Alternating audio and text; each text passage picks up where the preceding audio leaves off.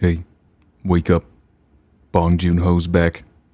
And listen, I love this man. What I love about him specifically is that he doesn't really have a specific visual style or obvious motifs, rather a tonal and thematic style that it seems he can use in any of his films that make them unique even in his own filmography, and that is absolutely the case in his newest film, Mickey 17. Shit's a little weird.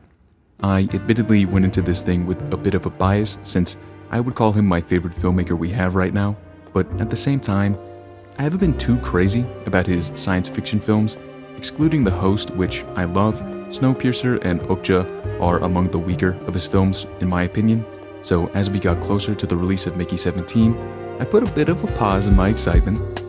Just a little bit, because I thought that sci-fi Bong doesn't hit me as hard as he does with films like Parasite or Memories of Murder. But I think he figured it out, guys. Mickey 17 is an adaptation of Ashton Edwards' novel Mickey 7, 17, not 7, because Bong simply wanted to kill him more. Amazing. If you don't know, it follows Mickey Barnes as he seeks out a new life off-world where his job is to die for a living. And each time he dies, he's reprinted and his past life is used to further scientific advancement on this new planet. It stars Robert Pattinson, who is unsurprisingly bringing out another side of his range that I didn't even know he had. Mickey, aside from his admittedly awkward voice, is the most relatable and directly comedic role I think he's ever done. Now, don't get me wrong, Rob can be funny. If you know, you know. With the tiny cock. But because of how human his character is, it feels more earnest and humanistic than what I'm used to, because he usually plays some pretty interesting guys. But what I think really shows his range is the fact that he's playing more than one character, or more than one copy of the same, to be exact. This was another thing that I was a little bit concerned about. I've seen this work well before, but I feel like it usually doesn't. But Joon-Ho and R-Pats have pulled it off the best I think I've ever seen here, because it was genuinely unnoticeable for the entire runtime. And Rob plays the two main versions, 17 and 18, incredibly well.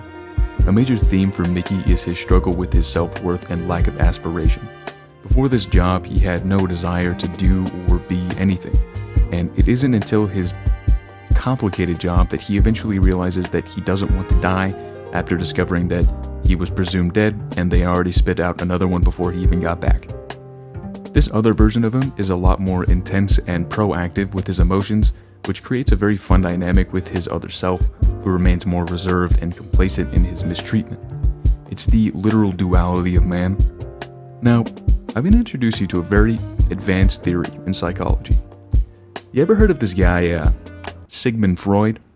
Very obscure. Freud's theory of the three parts of the mind are physically manifested in this story, with Mickey 18 being id, or the instinctual nature, 17 being superego, or the moral nature, and who Mickey becomes by the end being ego, the balance of the two. It's a very fascinating way to examine Mickey as a character and depict his growth and how he should perceive himself, finding the best version of him. I also have to commend how Pattinson very subtly distinguishes both Mickeys. Every character Pattinson plays feels completely different. His physicality and voice are never the same between roles, and the same can be said here. At first, it's a little strange how different the two are, until 17 expresses why he wants to live in the fight between them that's shown at the trailers. It speaks to the idea of how experiences shape us and what makes you you. The Mickeys are different, but by the end you fully understand how they are the same person by their unique interpretations on their own past. But this is a Bong Joon-ho movie, so there's somehow still a lot going on here. The movie also features Naomi Aki as Mickey's found love Nasha, who embraces all the sides of him while serving as a much-needed anchor for Mickey, being his initial goal and later jumping off point to finding himself. There is another character that's introduced to throw a bit of a wrench between them, but after the second act, she's nowhere to be seen until the very end, with literally no lines, so I don't really know what the point of that was. It kind of makes some scenes feel meaningless in the grand scheme of things. Stephen Yen, Toni Collette, and Mark Ruffalo are also incredibly fun here. They help to flesh out the world, with Yen basically being the state of humanity on Earth that Mickey wants to leave behind completely. Collette and Ruffalo are incredibly fun here. They play the couple leading this colony into the new world, and I'm not going to sugarcoat it. This is a MAGA allegory.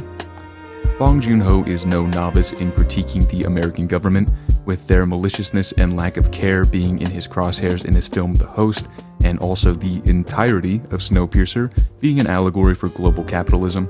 Here, the current state of politicians and capitalism is depicted as it is in real life. Fucking pathetic.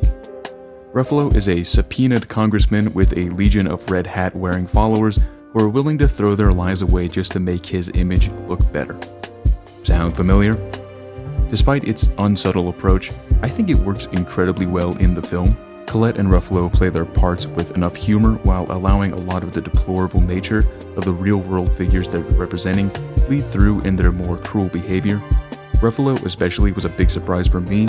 I love a lot of movies he's in, but I'm not always sold on what he's bringing to the table specifically. Poor Things, for example, is a film that I feel he is out of place in, not really matching the energy and honestly not doing the best job in the accent or humor department. But here it works incredibly well when paired with Collette, who plays his wife who's constantly having to remind him what to do or say. They get a lot more to do in the third act, and I really appreciate how Joon-ho leans into them more as the stakes build, posing them as an actual threat to Mickey, while also positioning them as the real threat to society as a whole. They're always looking for a speech to give or a photo op to take because they think that the bigger and louder they are, the better. And Ruffalo's wardrobe also gets more Nazi-like when he's entering his wartime leader mode, and I think that's pretty funny given recent events. But what does all of this serve for Mickey, you may be asking? This is not a critique for the sake of critiquing. Mickey is a person that hasn't found himself yet, and in a world where the leaders only remember your name if they hate you, where your peers are throwing their lives away to support those in power, it's easy to have trouble finding your place in the shuffle. And in such an extreme capitalist society, companies cycle through countless workers for the same task, and in some cases, the only thing that changes from a fatal workplace accident is the person filling that role and not the environment of the workplace. He doesn't see himself as special because nobody in power values him, only his job description. This is yet another big swing for one of our contemporary legends in the business. The fact that he was able to follow up Parasite is pretty crazy, and I fully commend Joon-ho for being this bold and unapologetic, even when he's making a big budget American studio film. It speaks a lot to his integrity as a filmmaker, and that's a quality that makes him stand apart from his peers. His ability to criticize while finding the humor in the cruelty of the world is something that I haven't seen anyone else even come close to in the modern age, and Mickey 17 is, in my opinion, among his best, and is definitely his most impressive English language endeavor. So make sure you bring a lighter to the theater because you're in for another huge bong hit.